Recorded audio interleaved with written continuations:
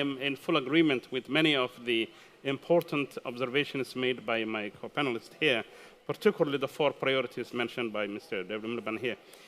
So in the last couple of days, I went to a series of meetings, one on global stock exchange, stock take, the other on climate financing, and means of implementation. I think we are increasingly coming to forget the reason why these areas, such as climate finance, capacity building, and technology transfer, were identified as the main vehicles or tools for helping developing countries to cope with climate change. It is a bit, indeed, ironic that we are saying after the 28th COP that many of these countries don't have the capacity to implement. In Somalia, in the last drought, a couple of $1 billion were spent primarily through NGOs to save lives, a very noble cause at that.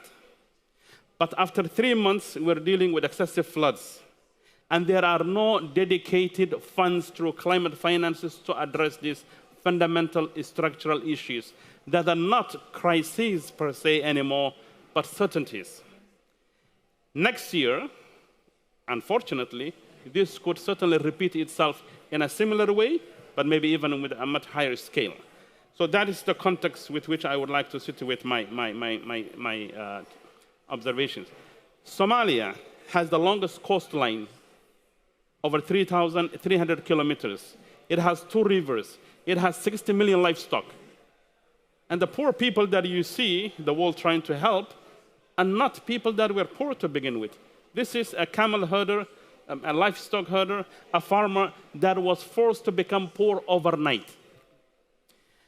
So for me, despite being a refugee at one point and being under the UNHCR and appreciating the role of non-governmental organizations and civil society entities, as Mr. Miliband has mentioned, I think the only missing link in the equation is the role of the state.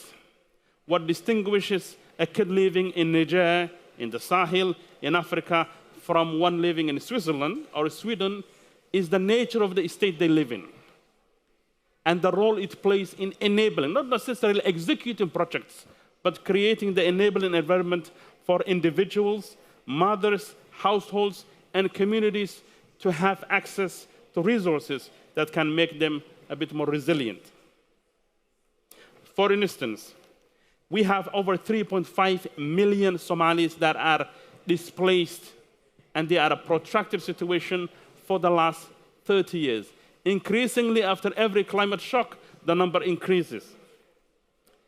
I do not think that without, it needs things like housing. It needs things like massive infrastructure of roads, hospitals, settlement, resettlement. That is not something that a small NGO that is there on an interim basis and not permanent basis can resolve. My challenge to the international community, to practitioners is, we are for collaboration, but the solution will come primarily from the communities, and it must be led, initiated, strategized by the state. We could come up with all kinds of fancy documents like the NDI, a strategic national adaptation plan, a national IDP settlement plan, but without the resources, it is not going to cut. To conclude, with over $5 billion anticipated for Somalia every year to cope with climate change, we're only getting about $300 million. And as David would say, for every one person, there is a couple of dollars spent on it.